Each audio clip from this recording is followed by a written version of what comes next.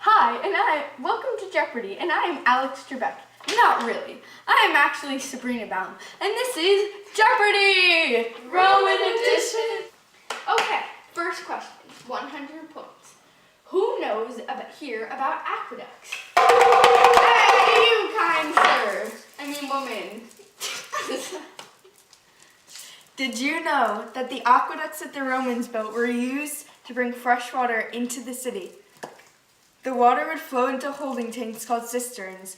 There, the sand and stones would be sifted out. The cisterns were connected to a series of lead and clay pipes that distributed the water into the factories, fountains, baths, and homes of the city. Aqueducts were made mostly for valleys, and the first two aqueducts were built completely underground.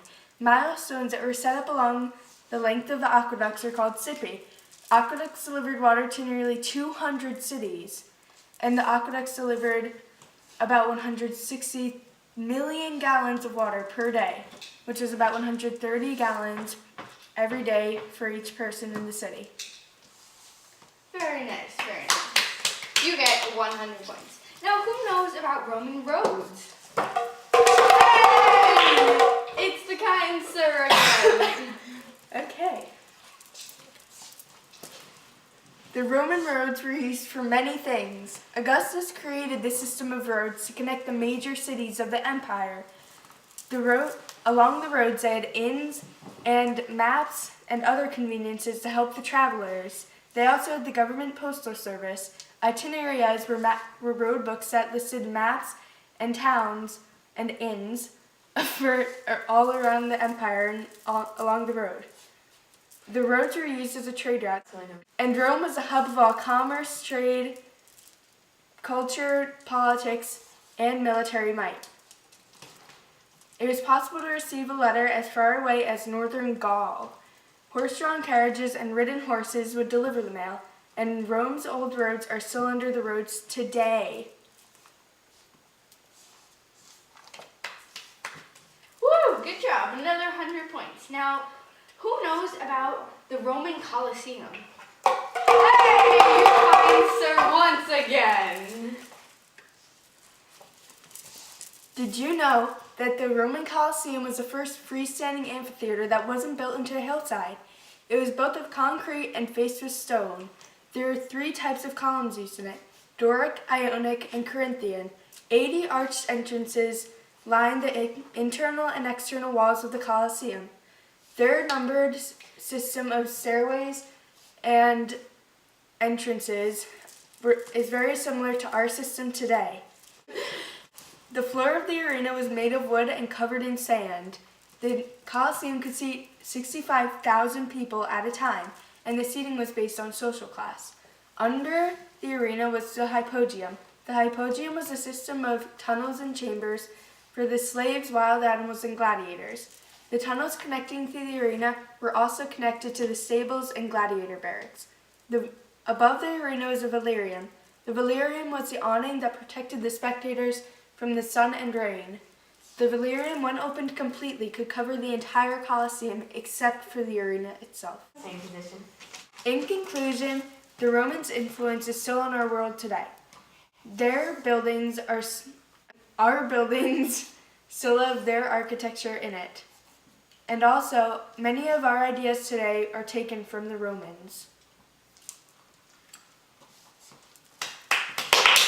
Okay, that was a 200-point question, so you have 400 points. Who knows about Roman slaves? You young Kyle over there. Did you know that slaves in ancient Rome had to do all of the household chores? Female slaves had to look after the children 24 hours a day, and they also had to help the owner's wife. They had to bathe, dress, massage, and they had to do the woman's hair, which took hours, and they had to stand the entire time. Some of the household chores that the slaves had to do was to cook, clean, gather firewood, and light the fires. In their free time, the slaves would have to spin wool thread, which was used for curtains, furniture, and clothing. Sometimes, the Romans would have to go to a crowded city, carrying heavy laundry and heavy jugs of water while being jostled by people. Very nice, 100 points. Does anybody know about public baths? Hey, you, Chuck! Chucky.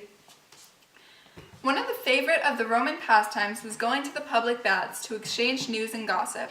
First, the Romans would walk through a locker room and go to a warm room, which was like a sauna today, where they could relax. After the warm room, they could go to a hot room where there were hot tubs and pools that were fueled by spaces in the walls that led to a furnace. After the hot room, the Romans could go to either a cold room or a massage room that was worked by slaves. Other activities that the Romans could do at the public baths was go to restaurants and snack bars, which are like fast food restaurants today, or go to gyms and weight rooms where they could jog, weightlift, and wrestle. Most Romans went to the public baths at least 3 times a week because it was so cheap to get in. The children got in free to the public baths. Men and women bathed separately or at different times when they went to the public baths. Very nice. 100 points. Does anybody know about Roman recreation? Hey, Chuck again! Wow, he's taking the cake, guys. The Romans enjoyed many different recreational activities. Sometimes the Romans would go to the campus, which was a large area in the city for track and field. Some of the games that the Romans played at the campus was archery, wrestling and boxing, foot racing, and jumping. The women were not allowed to participate in these activities. The main business center and trading center was called the Forum. Most Romans went to the Forum to do their shopping, banking, and trading, and it was also a place for religious ceremonies and festivals. It was also a place for public speaking.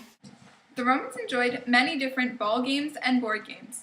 Most Romans would play ball games in the morning on a field or ball court. Some of these games were trigon, catch, handball, and soccer. Trigon was when 3 Romans stood in a triangle and threw a ball back and forth. Some board games that the Romans enjoyed were knucklebones, dice, Roman chess, and Roman checkers. When the weather was nice, the Romans liked to go to the beach to sunbathe, swim, and the richer Romans could also go boating and fishing. Very nice. Okay, 100 points.